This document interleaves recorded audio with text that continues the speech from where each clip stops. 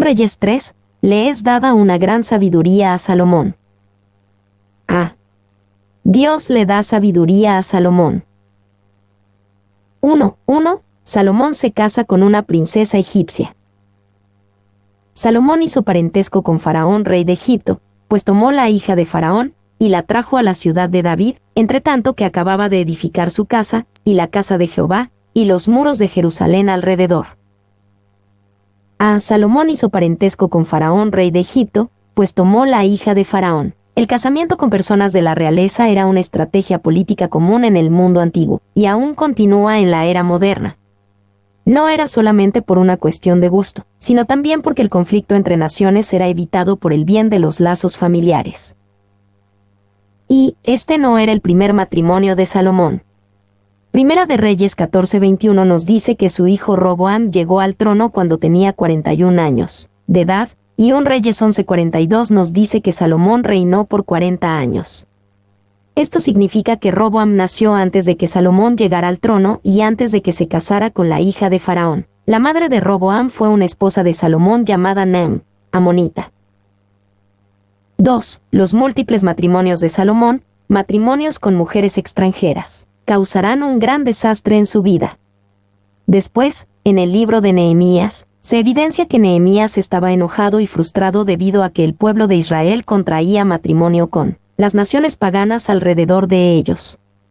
Al reprender a los culpables, Nehemías recordó el mal ejemplo de Salomón, y reñí con ellos, y los maldije, y herí a algunos de ellos, y les arranqué los cabellos, y les hice jurar, diciendo: no daréis vuestras hijas a sus hijos, y no tomaréis de sus hijas para vuestros hijos, ni para vosotros mismos. ¿No pecó por esto Salomón, rey de Israel? Bien que en muchas naciones no hubo rey como él, que era amado de su Dios, y Dios lo había puesto por rey sobre todo Israel, aún a él le hicieron pecar las mujeres extranjeras. Y obedeceremos a vosotros para cometer todo este mal tan grande de prevaricar contra nuestro Dios, tomando mujeres extranjeras. Nehemías 13, 25-27. 3. Las esposas extranjeras hicieron que Salomón fuera más que un mal ejemplo, arruinaron su vida espiritual. Pero el rey Salomón amó, además de la hija de Faraón, a muchas mujeres extranjeras, a las de Moab, a las de Amón, a las de Idem, a las de Sidón, y a las heteas, gentes de las cuales Jehová había dicho a los hijos de Israel: no os llegaréis a ellas, ni ellas se llegarán a vosotros, porque ciertamente harán inclinar vuestros corazones tras sus dioses. A estas, pues, se juntó Salomón con amor. Y tuvo 700 mujeres reinas y 300 concubinas, y sus mujeres desviaron su corazón. Y cuando Salomón era ya viejo, sus mujeres inclinaron su corazón tras dioses ajenos, y su corazón no era perfecto con Jehová su Dios, como el corazón de su padre David. Reyes 11, 1-4. 4. Primera de Reyes 11:4 dice que esto únicamente sucedió cuando Salomón era ya viejo, pero el patrón inició con este primer matrimonio con la princesa egipcia. Quizás tenía sentido político, pero no sentido espiritual. Tal arreglo de matrimonio era común para la confirmación de los tratados internacionales, pero este era el comienzo de la caída espiritual de Salomón. Wiseman.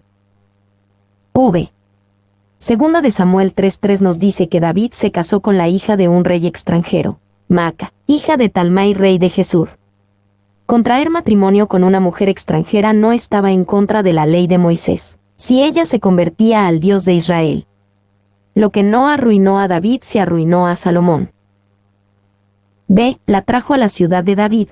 Aunque esto estaba permitido bajo la ley de Moisés, no era sabio ni bueno que Salomón lo hiciera. Después, sus esposas extranjeras fueron la razón de que su corazón se desviara de Jehová. Reyes 11:4.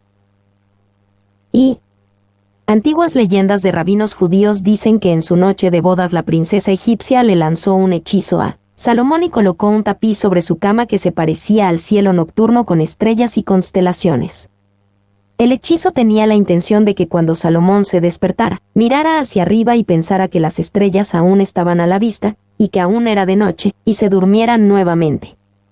Él dormía hasta pasadas las 10 de la mañana, y todo Israel estaba afligido debido a que Salomón tenía las llaves del templo debajo de su almohada, y ellos no podían hacer el sacrificio de la mañana sino hasta que él despertara.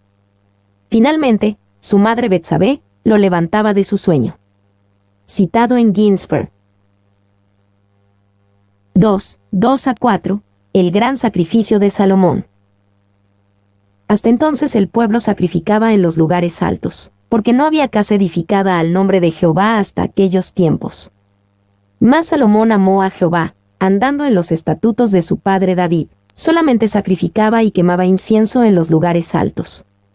E iba el rey a Gabaón, porque aquel era el lugar alto principal, y sacrificaba allí. 1000 holocaustos sacrificaba Salomón sobre aquel altar.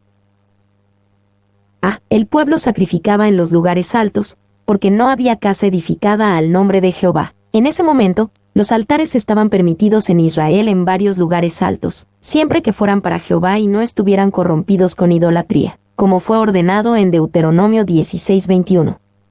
Cuando el templo fue construido, el sacrificio fue centralizado en el templo.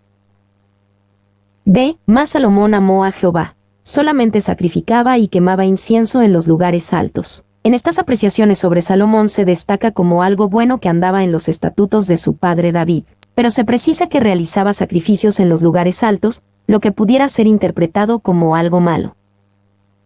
Y, sin embargo, parecía que Dios mostraba misericordia a aquellos que violaban la ley de ofrecer sacrificio en un santuario único, antes de que el templo fuera construido. ¿Podría haber algún pecado en esto, o era ilícito después de que el templo fue construido? Los profetas, los jueces, los reyes que precedieron a Salomón, y Salomón mismo, sacrificaron en lugares altos, tal como Gabón, Gilgal, Silo, Hebrón, Kiriat Jearim. Pero después de que el templo fue edificado, era pecaminoso ofrecer sacrificios en cualquier otro lugar. Clarke. 2. Salomón se amaba a Jehová, pero también amaba a las esposas extranjeras, quienes eventualmente ayudaron a desviar el corazón de Salomón de Jehová, 1 Reyes 11. 4-10. Los peligros de motivos mezclados y de un corazón dividido son terribles. Morgan. C.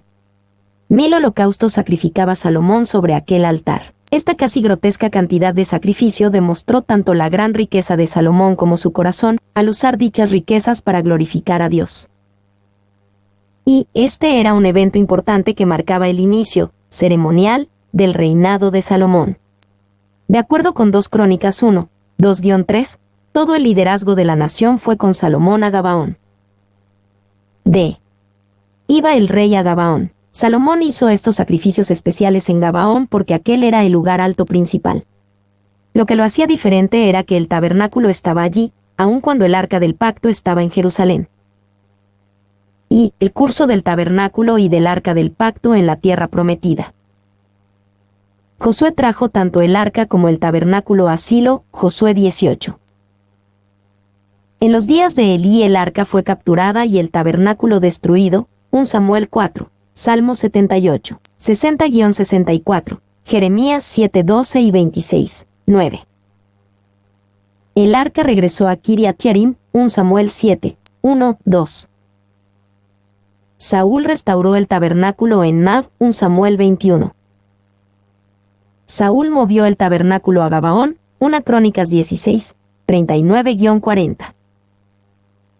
David trajo el arca a Jerusalén y construyó una tienda provisional para esta, 2 Samuel 6:17, 2 Crónicas 1-4. 2. Había varias razones para explicar el por qué David no trajo el tabernáculo de Gabaón a Jerusalén.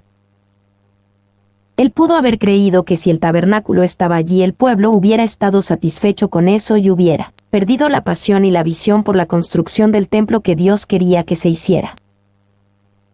Pudo ser que el tabernáculo solamente se movía cuando era absolutamente necesario, como cuando el desastre llegó sobre Silo o Nab.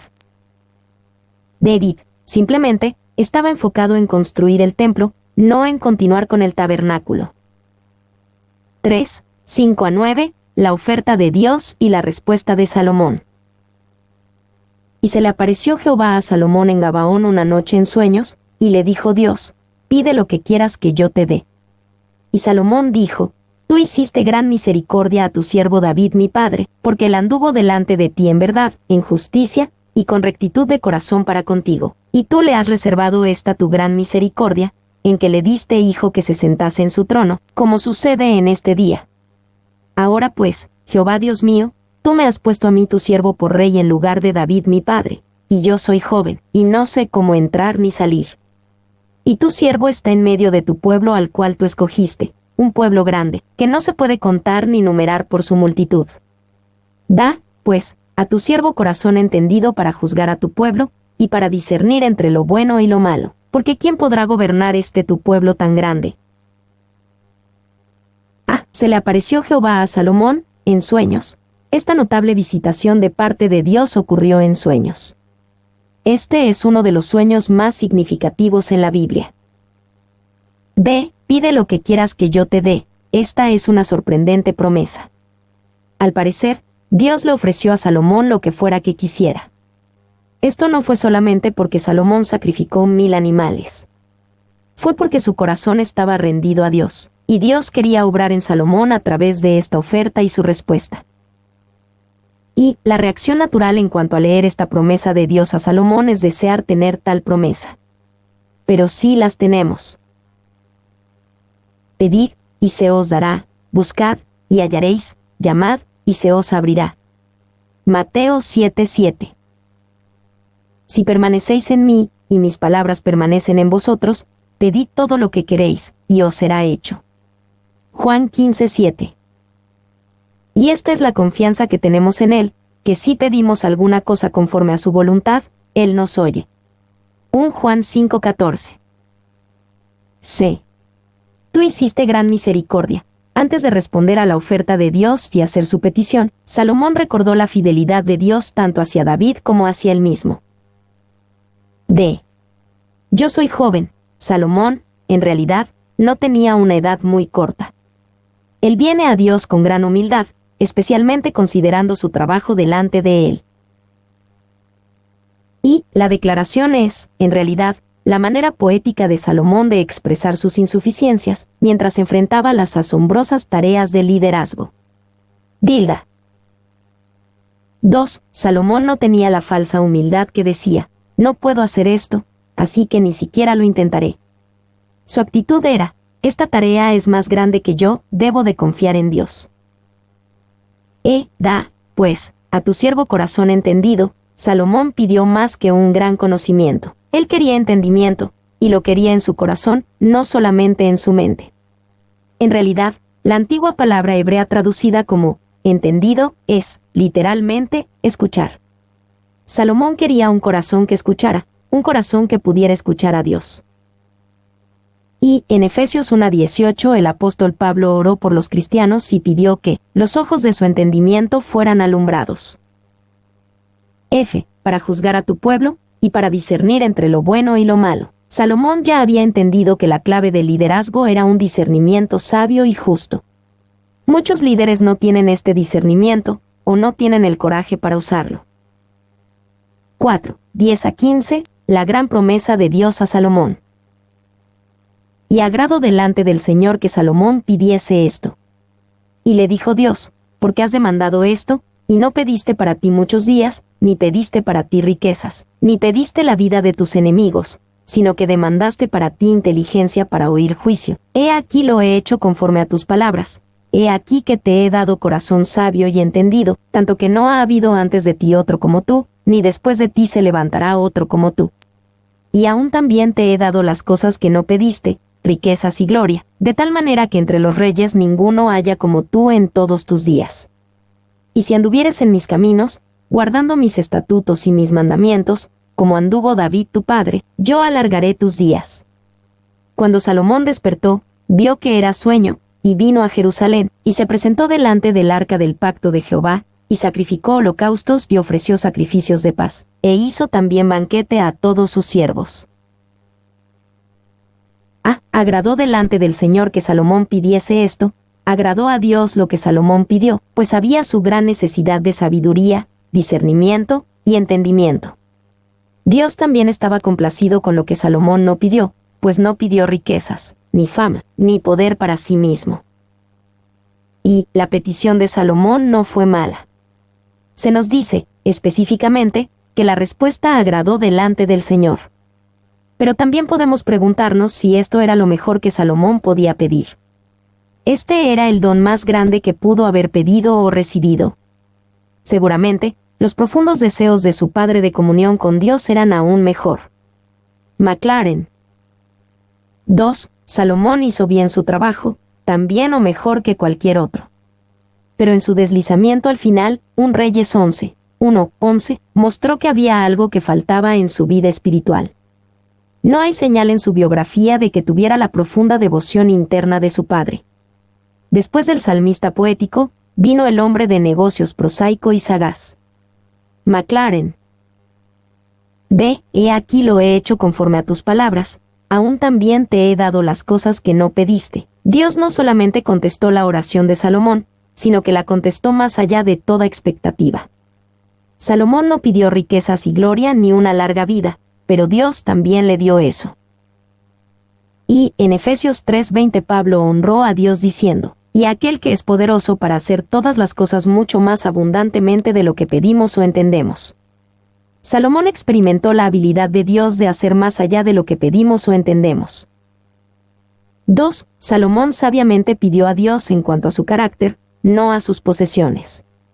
Lo que somos es más importante que lo que tenemos. Salomón despertó, era un sueño, pero al mismo tiempo era un mensaje de Dios. Dios contestó la oración de Salomón y lo hizo sabio, poderoso, rico e influyente. Su reinado fue glorioso para Israel. Y, al mismo tiempo, su final fue trágico. Justamente, podemos decir que Salomón malgastó estos dones que Dios le dio. Aunque logró muchas cosas, pudo haber hecho aún más, y su corazón se alejó de Dios al final, un Reyes 4-11. 2. En lugar de ser el más sabio de los hombres, ¿acaso no se convirtió en más ignorante que cualquier hombre?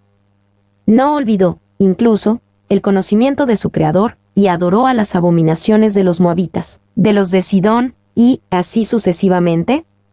¿Y no fue tal idolatría la prueba de la más grotesca estupidez? Qué poca prueba dio su vida de que el propósito de la gracia de Dios fue cumplido en él. Él recibió mucho, pero pudo haber recibido mucho más, si hubiera sido fiel a la gracia que le fue dada. Ningún personaje en las Sagradas Escrituras nos decepciona más que el personaje de Salomón. Clarke. D. Un ejemplo de la gran sabiduría de Salomón. 1. 16-22. Dos mujeres dicen que el mismo niño es suyo. En aquel tiempo vinieron al rey dos mujeres rameras, y se presentaron delante de él. Y dijo una de ellas, «Ah, señor mío. Yo y esta mujer morábamos en una misma casa, y yo di a luz estando con ella en la casa. Aconteció al tercer día después de dar yo a luz, que ésta dio a luz también, y morábamos nosotras juntas. Ninguno de fuera estaba en casa, sino nosotras dos en la casa. Y una noche el hijo de esta mujer murió, porque ella se acostó sobre él. Y se levantó a medianoche y tomó a mi hijo de junto a mí, estando yo tu sierva durmiendo, y lo puso a su lado, y puso al lado mío su hijo muerto. Y cuando yo me levanté de madrugada para dar el pecho a mi hijo, he aquí que estaba muerto. Pero lo observé por la mañana, y vi que no era mi hijo, el que yo había dado a luz. Entonces la otra mujer dijo, «No, mi hijo es el que vive, y tu hijo es el muerto». Y la otra volvió a decir, «No, tu hijo es el muerto, y mi hijo es el que vive». Así hablaban delante del rey.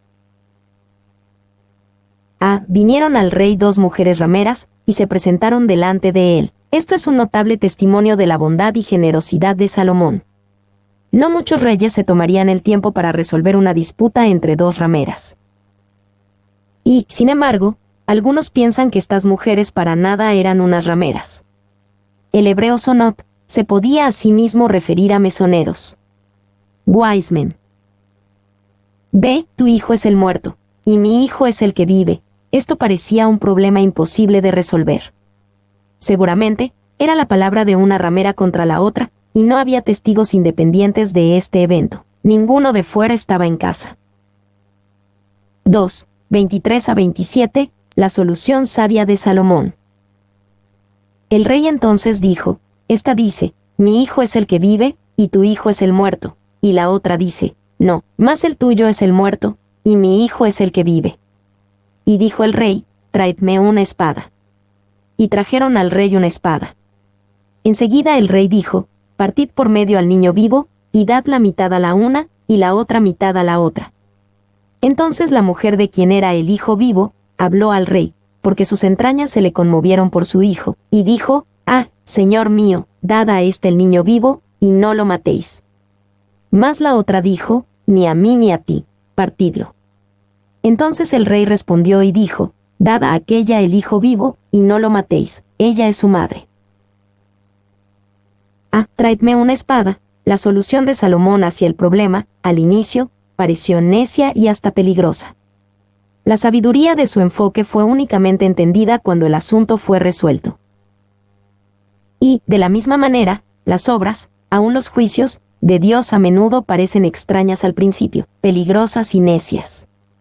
El tiempo muestra que son de una perfecta sabiduría. 2. Trapp dice respecto a la frase: traedme una espada, ¿con qué propósito? Pensaron los que estaban allí, preguntándose y, quizás, riéndose dentro de sí mismos. Las acciones de los sabios príncipes son acertijos para las mentes vulgares, ni tampoco es para las capacidades huecas de la multitud indagar en los profundos proyectos de la autoridad soberana. B. Porque sus entrañas se le conmovieron por su hijo, la verdadera relación maternal fue probada por el amor. La verdadera madre preferiría que el niño viviera sin ella en lugar de que muriera con ella. Ella puso el bienestar del niño por encima del suyo. C. Ella es su madre. Salomón sabía que la propuesta de cortar al niño en dos revelaría quién era la verdadera madre, y recompensó el amor de la madre como correspondía. 3:28. Salomón es tenido en alta estima ante los ojos del pueblo de Israel. Y todo Israel oyó aquel juicio que había dado el rey, y temieron al rey, porque vieron que había en él sabiduría de Dios para juzgar. Y todo Israel oyó. Dicha decisión tan sabia no podía ser ocultada. El asunto fue rápidamente conocido a través del reino. B. Temieron al rey, porque vieron que había en él sabiduría de Dios para juzgar. El pueblo de Israel vio que Salomón tenía tanto la sabiduría como el coraje para hacer lo correcto como líder. Esto les hacía que vacilaran en desobedecer la ley del rey. Y los antiguos rabinos judíos amaban el ir más allá de la Biblia e hilaban leyendas sobre la sabiduría de Salomón. Ginsberg cita una, en la que se relata acerca de un demonio que le mostró a Salomón algo que no había visto antes, un cainita, a quien el demonio sacó de la tierra, y Salomón inmediatamente vio que tenía 2 cabezas. Cuando el cainita quiso regresar, no pudo volver a su lugar de morada, en lo profundo de la tierra. Así que se casó y tuvo 7 hijos, uno de los cuales también tenía 2 cabezas. Cuando el padre murió, el hijo con doble cabeza reclamó una doble porción de la herencia, pero los otros 6 hermanos pensaban que solamente debía tener una porción. El Sanedrín no podía resolver el caso, así que Salomón oró por sabiduría y finalmente derramó agua caliente sobre una de las cabezas. Cuando hizo esto, ambas cabezas se estremecieron y clamaron, y por esto Salomón dedujo que eran una persona y no 2, y que únicamente debía de tener una porción de la herencia. Mi nombre es Demim. Soy tu asistente personal. Mi sitio en internet es demim.es.tl